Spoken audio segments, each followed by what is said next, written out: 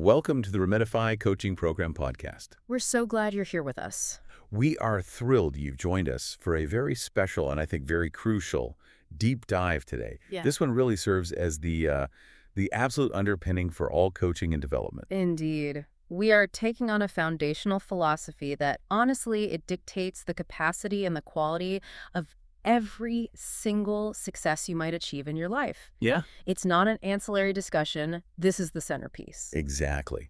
We've synthesized a powerful set of sources detailing a foundational life philosophy we're calling Health is Wealth, a self-care mandate. Right.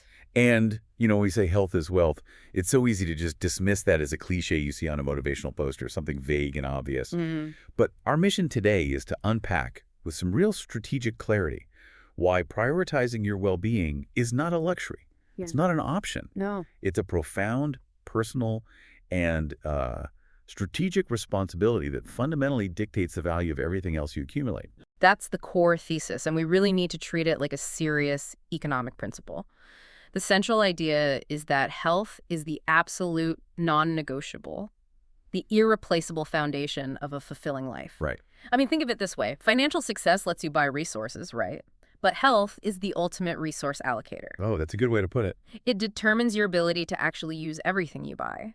You can build the most impressive, multi-million-dollar skyscraper, but if the foundation is cracked, if the materials are, crumbling beneath the surface, The whole thing is unstable. the entire structure is unstable and it's perpetually at risk of catastrophic failure. And here is the striking and I think kind of painful reality that the sources lay out so clearly. So many people, and maybe this is you listening, are neglecting their well-being. Absolutely. They're pushing it off while they pursue success, money, career advancement, all these responsibilities. They're prioritizing the skyscraper while completely ignoring the foundation. And they treat health as this sort of passive maintenance cost, something they'll deal with later. Yeah, I'll fix it later. Right, often assuming that, future medical technology or their future financial success will just bail them out, rather than treating health as the primary non-renewable asset it truly is. And this brings us right back to that crucial connection. This is what makes it a mandate. The sources make it crystal clear. Without good health, and we mean physical, mental, and emotional, All of it. all other achievements, all the material possessions, the successful career, the big house, the investment portfolio, the legacy you're trying to do, they all immediately lose their value. They lose their meaning. I mean, if you spend your peak earning years compromising your sleep and your nutrition, only to spend your retirement managing multiple chronic illnesses, what was the point? The freedom you earn is just gone. It's negated by the suffering and the restriction you created for yourself. And that definition right there, that loss of value, is what truly defines health as the greatest wealth we possess. If you can't participate actively in the moments that matter, if you're constantly in pain, or if your physical capacity and your mental clarity are limited, the point of all that material wealth just diminishes. It becomes a means of managing pain. Okay, let's unpack this mandate then. It's time to stop thinking about this reactively. Yes. We've got to start thinking about it proactively. So we're moving into section 1, the self-care mandate, which emphatically argues for prevention over cure. This is where we initiate that strategic pivot. Precisely. The sources establish self-care not merely as a pleasant choice or, a luxury you give yourself after a hard week. Right, like a spa day. Exactly. It's framed as a personal and inescapable responsibility, and that's a critical distinction. It elevates self-care from something soft to something mandatory, like paying your taxes or wearing a seatbelt. That's a great analogy. It moves the internal conversation from, I should probably do this if I find the time, To I must do this. yes, I must do this. Because the responsibility for my life quality, my capacity, my longevity, it rests solely and exclusively on my daily choices. And the key paradigm shift here is profound, especially in a world that has, trained us to rely on external systems to fix us. Instead of waiting for a problem to show up, for the cracked foundation to become a visible structural failure like a diagnosis or a crippling bout of anxiety, and then relying on expensive, complex medical care to fix it. You get ahead of it. The focus must be on rigorous, consistent foundational self-care to prevent it from happening in the first place. This is the difference between risk management and crisis management. And you're proactively investing in safety instead of frantically spending everything you have to mitigate a disaster. And what's fascinating here is that prevention is just fundamentally and mathematically superior to cure on almost every measurable metric, Especially financially. especially financially and systemically. It saves profound amounts of money, not just in medical bills, but in opportunity costs in the long run. Can you break that down a bit? Sure, think about the direct and indirect costs of managing a chronic disease. You have frequent specialist visits, recurring lifetime prescriptions that might have significant side effects, Potential surgeries. potential surgeries, loss of income due to disability or just reduced productivity, and I mean the astronomical cost of long-term care facilities. Right. Prevention cuts that entire chain off. The return on investment for, say, spending an hour walking daily or prioritizing sleep is infinitely higher than the cost of treating chronic diabetes or heart failure later on. And maybe even more importantly than the money, prevention saves human suffering. Oh, absolutely. You avoid the physical pain, the emotional toll, the decreased quality of life, all the limitations on travel and activity, and the debilitating dependency on these complex medical and pharmaceutical systems. It's not just an investment in your future bank account. No. It's an investment in your future freedom, your physical, emotional, and financial freedom. It buys back years of high-quality life that are, frankly, priceless. This gets us to the danger of neglect, which the analysis frames as a sort of silent killer. The sources point out this common tendency we have to ignore foundational health because the consequences are so slow. Right. Why do we sacrifice our health for these short-term gains? It's because the negative consequences of neglecting one night of sleep or one unhealthy meal are rarely immediate or painful. You don't feel it right away. You don't. The system doesn't immediately shut down. The consequences are cumulative. They build up slowly, something often called allostatic load. And that makes it incredibly easy to rationalize the neglect, doesn't it? Oh, just one more late night, or just one more takeout meal. Exactly. Until the system finally reaches a tipping point and fails catastrophically, often years down the line. It's truly the boiling frog analogy. We just get used to slightly higher stress levels, slightly lower energy, these persistent minor pains, until we are suddenly dealing with a major health crisis, and then we're conditioned to look outside ourselves for someone to fix it.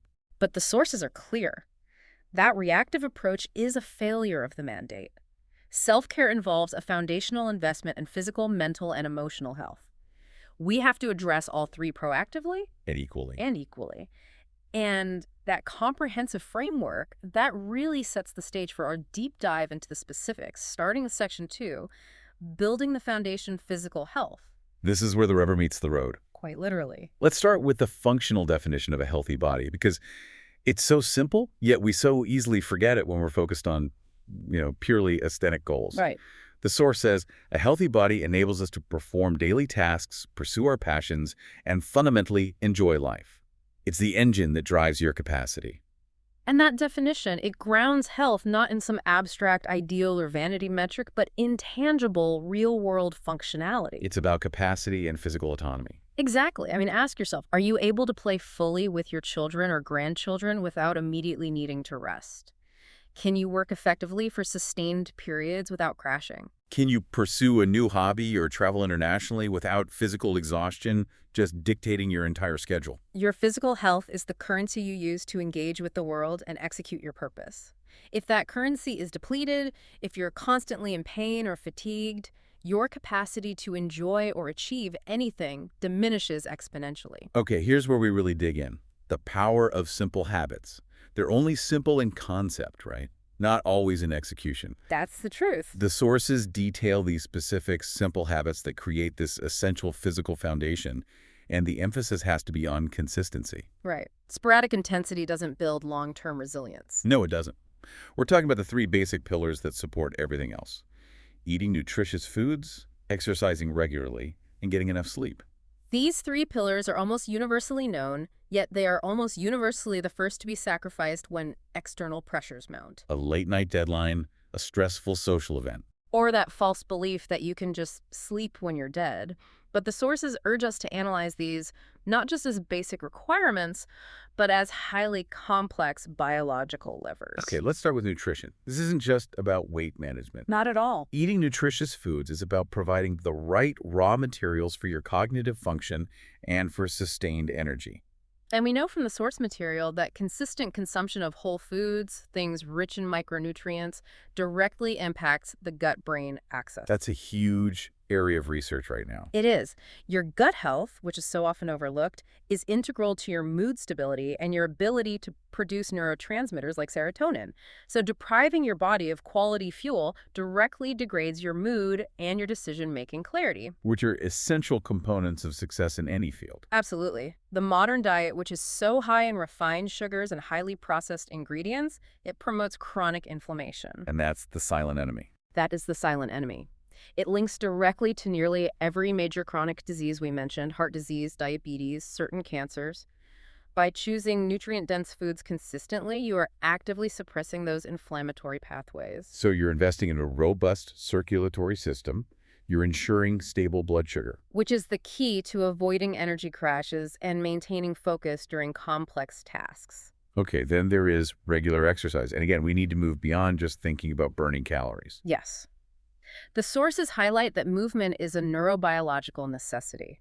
Consistent activity, whether it's strength training or rhythmic cardio like walking, acts as a profound mental health intervention. How so? Well, for example, consistent rhythmic movement, as demonstrated in the sources, has been shown to directly counteract the neural patterns associated with anxiety. It effectively creates a physiological reset button by clearing excess cortisol, the primary stress hormone. So it's not just blowing off steam. No, it's a chemical reset, and we have to differentiate. Strength training is an investment in your musculoskeletal longevity and your metabolic health. Right. Maintaining muscle mass keeps your metabolism high and, crucially, ensures that you have functional autonomy deep into later life-preventing falls, maintaining the capacity to lift and move objects. And cardio? Cardio, on the other hand, is the investment in your circulatory system. That's what ensures that your brain and muscles receive the consistent oxygen and nutrients they need for peak performance. A sedentary lifestyle is actively working against your future self. And finally, sleep. This is often the first thing the hustle culture tells you to cut. It's a badge of honor for some. It is. Yet the sources underscore that sleep is where all the restorative work happens. It is not downtime. It is productive maintenance. We need to distinguish between REM sleep, which is critical for memory consolidation and emotional regulation, And deep sleep. and deep sleep, which is essential for physical repair and for clearing metabolic waste products from the brain, the glymphatic system in action. The finding is just stark.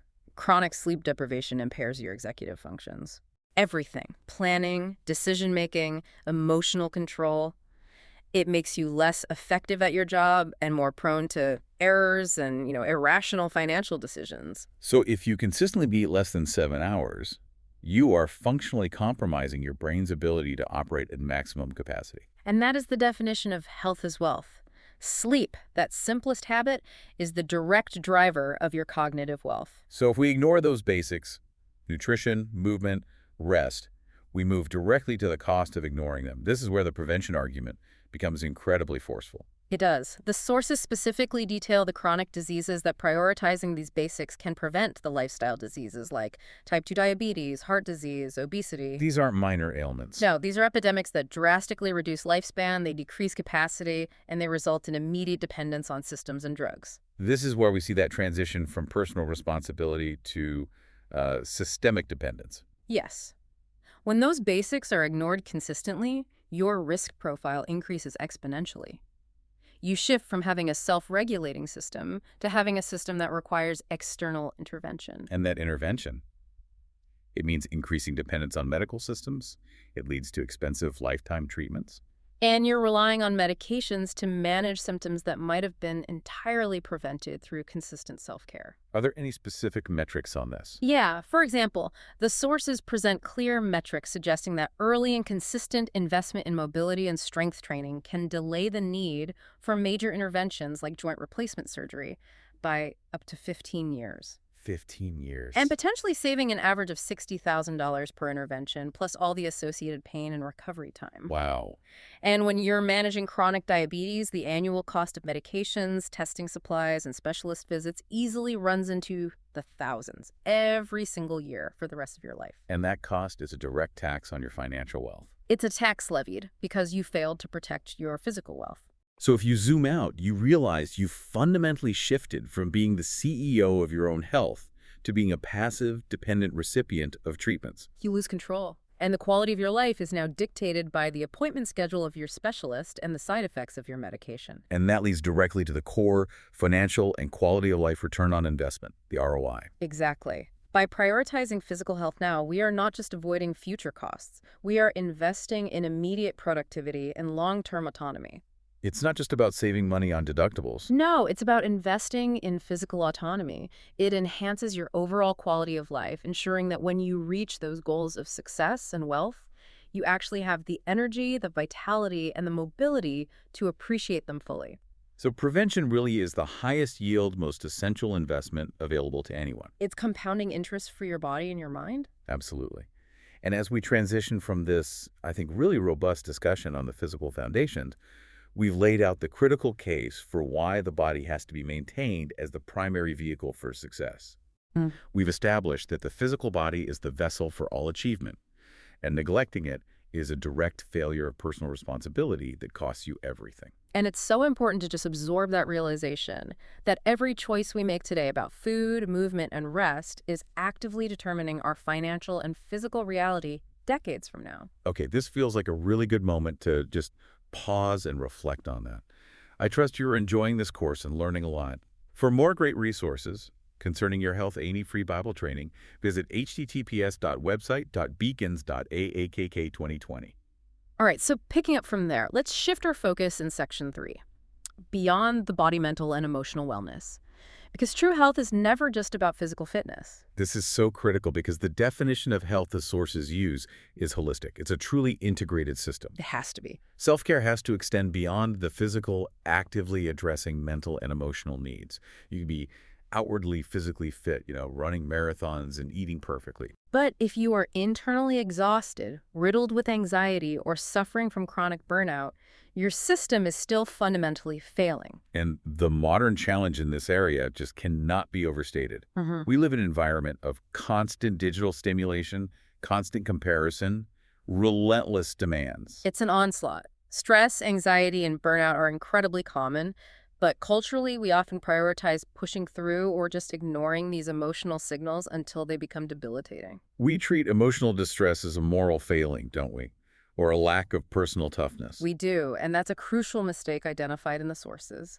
We should see it as a physiological signal that our internal resources are depleted. But the good news here is that the sources offer specific, actionable practices for improving mental clarity and resilience. They move beyond vague advice to concrete action steps. It's not just about managing stress reactively, it's about building an inner fortress of strength. So what are some of those practices? Well, the first two listed are meditation and mindfulness, and we need to explain what they actually do. Right, they're not just new age fads. No, they are established cognitive practices for managing attention and grounding yourself in the present moment. Meditation, specifically, helps us observe our thoughts without immediate judgment or reaction. And that practice provides the crucial mental distance you need to avoid being constantly swept away by worry or rumination about the past or catastrophic thinking about the future. It's a direct training of the prefrontal cortex. The sources show that sustained mindfulness practice literally changes the physical structure of the brain. How so? It strengthens the neural pathways associated with calm and attention, and it weakens those associated with fear and reactivity. You are literally building neurological resilience against the inevitable stressors of life. And then there is the fascinating and I think often misunderstood inclusion of setting boundaries. This is a huge one. It sounds purely managerial, but analyzing the importance of boundaries and protecting your emotional energy is vital. It really is. If your time, your focus, and your emotional energy are just constantly available, at the beck and call of emails, notifications, other people's emergencies, you cannot possibly replenish your internal resources. The sources define boundaries as the necessary firewall for your emotional operating system. That's a great way to put it. And we can break them down into types. Time boundaries, like protecting your non-work hours. Digital boundaries, like limiting notification access. And emotional boundaries, defining what energy you allow to flow in and out. When you don't set effective boundaries, you are guaranteeing burnout. And burnout isn't just stress. No, it is the physical and emotional exhaustion that results from prolonged or excessive exposure to stress without recovery. Think about the digital boundaries specifically. The sources discuss how this constant fragmented digital input, driven by the algorithms of comparison culture, It just feeds anxiety and inadequacy. So reducing screen time is a proactive boundary. You're setting it to protect your mental real estate from unnecessary emotional drainage, allowing for deeper focus and genuine recovery. The sources also list other essential restorative activities: taking time to relax, engaging in hobbies, connecting with loved ones. And these are the activities that are so often and so mistakenly branded as wasting time in our productivity-obsessed culture. Right, but they're not consumption. They are crucial high-yield investments in strengthening your emotional well-being. This is where the concept of flow comes in, and the sources give us a great working definition. What is it? Flow is that psychological state of complete absorption in an activity where time seems to distort and the action is rewarding in and of itself. Right. So hobbies that facilitate flow, like playing an instrument or building something or engaging in a craft, they provide a deep sense of psychological rest and mastery.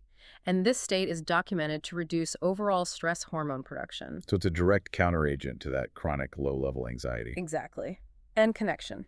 Strong social ties are foundational. The sources highlight that connecting with loved ones strengthens emotional well-being by providing necessary social support, validation, and a sense of belonging. Which is the primary antidote to the feelings of isolation that fuel depression and anxiety. Emotional wealth is built on genuine connection, not digital performativity. So if we look at the serious implications of neglecting this entire sphere, the warning is incredibly stark. It mirrors the physical health failure. It really does. Ignoring mental health, ignoring those boundary breaches, ignoring the need for restorative flow, it can lead to severe and debilitating conditions like clinical anxiety and major depressive disorder. And just like with physical health, when neglect reaches that level, it necessitates expensive long-term medical or therapeutic intervention. And that's the synthesis right there, the ultimate failure of the self-care mandate. So practicing self-care, mental and emotional, through meditation, boundaries, and genuine connection is how we maintain balance and reduce dependence on external treatments for emotional issues. It mirrors the physical health argument perfectly. Self-care is preventative therapy. It keeps you emotionally and mentally autonomous. If we view health as freedom, then neglecting your mental and emotional state is giving up freedom just as surely as a physical illness limits your mobility. It traps you in cycles of anxiety or depression that often require professional external help to break. Taking proactive steps ensures your internal systems remain robust, flexible, and self-regulating. Okay, that brings us to section 4, which is perhaps the most motivating and, I think, empowering part of this deep dive: the power of personal responsibility and consistent change. Yes, this is the section that puts the ball firmly back in your court. This section reiterates the strongest mandate from the source material. It's a statement that just demands immediate ownership. No one else can take care of your health for you. That is the core message of self-ownership. And understanding is the prerequisite for making any meaningful change. Let's clarify the role of professionals here, because they are certainly vital resources in times of crisis. Of course. Doctors provide treatment, therapists provide guidance, trainers provide structure. But they cannot stand over you every day and enforce healthy habits. No. They can manage the consequences of poor choices, but they cannot make those foundational choices for you. They treat the effects. You manage the cause. So the true determining factors of your long-term success are your daily choices: what you eat for lunch, whether you take the stairs, How you manage stress during a difficult meeting, whether you silence your phone at night. These seemingly small, mundane decisions accumulate. and they determine your long-term well-being and capacity. And no doctor's visit, no single medication, no sudden gym membership can ever undo years of cumulative neglect. This shift in focus is just incredibly powerful and necessary. Shifting from medical care to self-care means taking ownership. It means realizing that your body and your mind are your most valuable, non-renewable assets, and you are the only CEO of those assets. Every day is an opportunity to make a micro-investment or a micro-withdrawal. And for those who feel overwhelmed by the magnitude of changing their entire lifestyle, the sources provide such a grounding, actionable message. Focus on the profound impact of small, consistent steps. When we try to achieve 100% change overnight, we often crash and burn. The key is sustainable, small-scale consistency. Consistency over intensity. The concrete examples provided are simple, almost laughably so, but their cumulative impact over time is immense. It creates this unstoppable compounding effect. We're talking about things like drinking more water, walking daily, or intentionally reducing screen time. Let's look at the science behind these micro investments. Consider drinking more water. It seems minor, right? Very. But adequate hydration is directly linked to cellular function, detoxification, and crucially, cognitive function. Even minor dehydration impacts your concentration and can cause headaches. So it's directly compromising your productivity and your mood. And consistency turns a simple glass of water into sustained vitality and improved executive function. Walking daily is the same. Doesn't have to be a marathon. A 20-minute rhythmic walk. It might not feel like a major workout, but that consistent movement over years dramatically reduces cardiovascular risk. It maintains musculoskeletal health. And, perhaps most importantly, it provides that necessary neurological reset we discussed. It clears mental clutter and aids creative problem solving. It's a daily maintenance of your internal environment. And reducing screen time is that proactive mental health boundary. It protects against the constant stimulation and the comparison culture that feeds anxiety. This intentional reduction allows for better sleep, more time for restorative hobbies, and it forces you to engage in real-world connections. It's an investment in presence. These small acts are the micro-investments that yield macroscopic returns in terms of focus, health, and emotional stability. Which brings us to our final call to action on investment. We have to recap that core idea one last time. Health is the greatest investment. It is the underlying capital that allows you to leverage all other forms of success. Whether that's professional accomplishment, financial freedom, or deep personal relationships. So we encourage you, our listener, to embrace this proactive stance starting today. Don't wait for the crisis. Don't wait for the diagnosis. Start the prevention now. Because, as the sources clearly state, a healthier you is a wealthier you. And the power to initiate this transformative change lies entirely within each individual, not in a pill, a future therapy, or some new piece of technology. The autonomy gained through self-care, that feeling of being in control of your own capacity, is the ultimate reward. It means freedom from unnecessary pain, freedom from systemic dependence, And the maximized capacity to enjoy the success you are working so hard to achieve.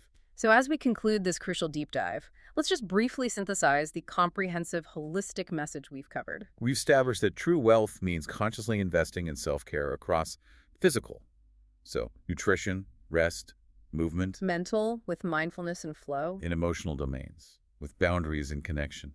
And this holistic investment is the most effective, most economical, and most empowering strategy available to prevent catastrophic illness, enhance life quality, and reduce that crippling dependence on external medical systems. The journey from being reactive to proactive is the definitive journey from vulnerability to resilience. And our final provocative thought for you to carry forward and act upon is this: waiting for health problems to arise. Waiting for the foundation to crumble before you address the cracks. It is inherently reactive and exponentially costly, both financially and in lost years of high vitality. True, sustainable success is built solely and securely on a nurtured body and a nurtured mind. I trust you are enjoying this course and learning a lot. For more great resources concerning your health A&D free Bible training, visit https://website.beacons.aakk2020. Thank you for listening to the Remedify Coaching Program podcast.